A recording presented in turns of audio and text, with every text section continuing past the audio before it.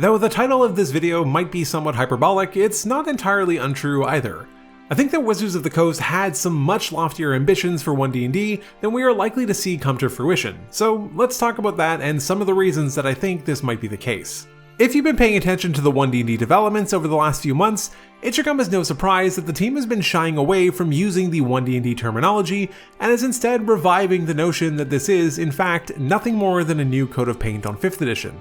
Even the most recent Unearthed Arcana release was entitled Player's Handbook Playtest 5, and the section on the D&D Beyond website that used to say 1D&D playtest material now simply reads Unearthed Arcana.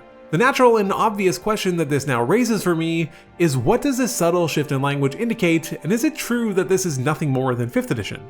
I've released a few videos over the last year or so that question the feasibility of backwards compatibility and the approach that the team has taken, or at least presented so far in regards to it. However, it really seems like in their most recent video, What Are the 2024 5th edition core rulebooks, that Jeremy Crawford really doubled and even tripled down on the fact that this is not to be considered a new edition, but rather more of a revitalization of the game that we already know and love. Now, in their defense, I will concede that since the process began in August of 2022, that the team has been consistent in their messaging that this is not a new edition. So I think a good place to start is, why is that even significant? While it is largely true that edition numbering systems are mostly a relic of physical printed books, there is more to it than that, and nothing is stopping even purely digital releases from being numbered. The thing about editions is that they tend to indicate something big, a change, the end of something, the start of something. It symbolizes that the old is old and the new is new. But at least as far as we're being led to believe, that is not the case here. Now, I released a video last year before the playtest began where I theorized that there would not be an official 6th edition, but instead that the team would either drop the numbering system altogether or simply continue to refer to the game as 5th edition for the foreseeable future. And though that does seem to be the general direction that the team is taking, now, having the benefit of hindsight, I'm not sure that that was the plan all along. When the playtest began in the summer of 2022, there were a lot of significant changes proposed for the game. There were entire class rebuilds, dramatic skill and spell changes, subclass modifications, adjusts to origins and feats. Suffice it to say that the team was coming at this process seemingly with the goal to really shake things up in the world of D&D. I think that they really wanted to push the game a bit more aggressively into a different direction than perhaps most of us in the community were ready for, or maybe even wanted. I feel like a really big part of, especially the early UAs, were to test the community's appetite for change. This is not some unique idea either, it's something that Jeremy Crawford even notes that they have been doing. What makes it interesting to me is that when you combine this thought with how intentionally vague the team had been with so much of the wording surrounding the game or what it will become, it's hard to not feel like the team wanted to shake things up, but were instead hedging their bets in an effort to be able to backtrack. For me, it's hard to not draw parallels between what is happening during this Unearthed Arcana playtest period for the next evolution of D&D and the same sort of development hell that Blizzard endured during the production of Diablo 3. While I won't go into all the details, it would certainly not be an overstatement to say that the development process for Diablo 3 was nothing short of a nightmare.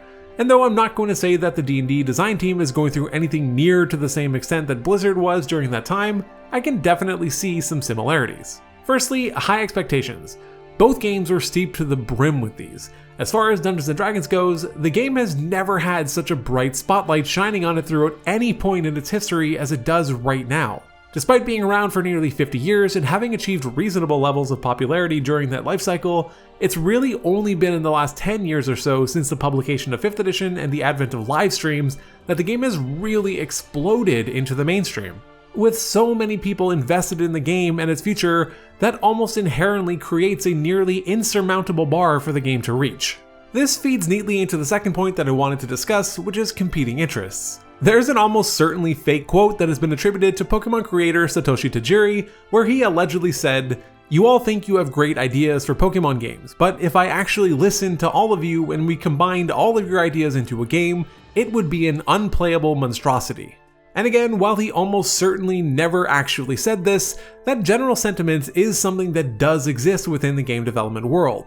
With so many different players who all have come to the game with their own interests, ideas, and perspectives, all looking for something different out of the game, who all derive their own version of fun in a way that is unique to them, it's next to impossible to design and deliver a game that is going to equally appeal to all players. As a result of this complication, most developers will opt to design systems that appeal to as broad a player base as possible, though this can have some unintended consequences, perhaps the largest of which is alienating your longtime players. This is something that Dungeons & Dragons has been dealing with since the 1970s, where with nearly every edition change, there was always a vocal group of people complaining about how the game is becoming too simple and dumbed down and doesn't represent their desires as hardcore fans. The interesting approach that the D&D team has taken is to, well, I'm not going to say that they ignored those players, they essentially swindled them with the promise that more players is better for the longevity and quality of the game. And while that promise has largely been bought for decades, it does seem as though we may be at an inflection point where the lip service and pandering to longtime players in the form of classic campaign settings is not living up to the expectations set by the team. Just look at the 2022 release of Spelljammer Adventures in Space. I want to be clear though that I don't necessarily disagree with the approach taken by the team either.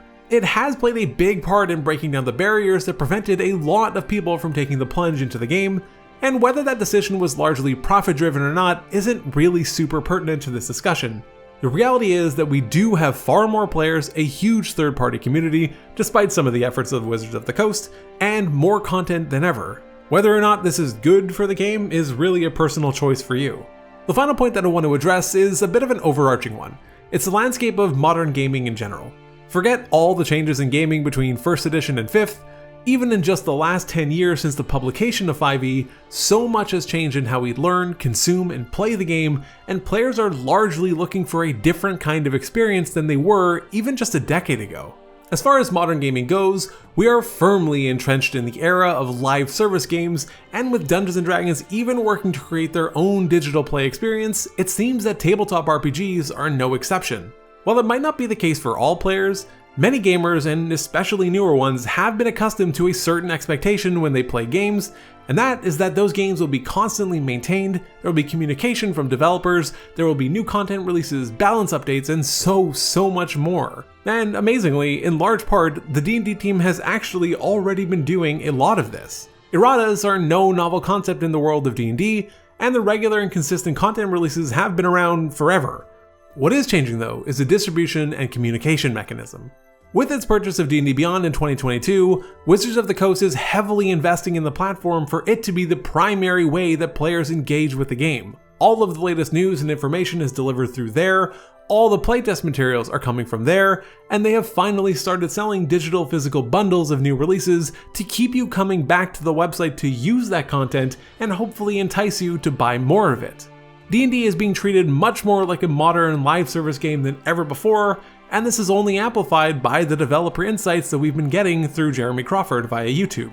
So with all of that said, what does any of this stuff, the high expectations, competing interests, and the live service game model, have to do with the original premise of the video? That being that it seems like the team may have begun the development process of 1D&D with the goal of making larger, more impactful changes, but has ultimately decided to rein it in. I think a lot of it has to do with Hasbro, the OGL, and profitability. Dungeons & Dragons is immensely successful right now and is essentially printing money for Hasbro, the parent company of Wizards of the Coast. As Jeremy Crawford even mentioned, the 5th edition books are still selling extremely well, so why would they release new content to effectively obsolete the cash cow? Interestingly, I think there's some competing interests at play internally as well. As I mentioned, I think the design team was anticipating a much bigger shift in game fundamentals than we are likely to end up seeing, and I think a lot of that comes from pressure from Hasbro off the back of the OGL debacle to not continue their alienation tirade so that they can protect the brand that is doing so much for them right now. It's got much less to do with altruism than it does to do with keeping that revenue stream alive.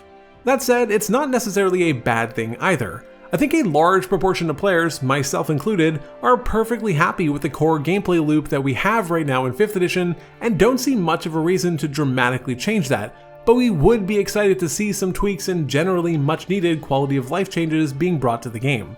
While I wouldn't be opposed to seeing a true 6th edition come to fruition with all of the updates that would bring, there's also nothing stopping me from simply just playing a different game which would largely yield the same effect. Even though I think the team is currently shying away from the larger revision they had planned, I don't think that all of the ideas are dead though, and I do think we will still see them in some form in the future. Whether new races or the huge shifts to the Druid and Warlock classes, the feedback from us has already been gathered, And if you're looking at D&D like the live service game that it is, especially when you factor in its upcoming digital companion, I'm certain that many of those changes will be slowly drip-fed into the game over the coming years. Let me know what you think in the comments below. Do you think the plan was always to have a smaller update, or do you think what I'm suggesting might actually hold some water? Would you have wanted a completely new edition? I'm really interested to hear. Also, if you enjoyed this video, consider subscribing as it really helps new people find my channel. Thanks for watching, and take care.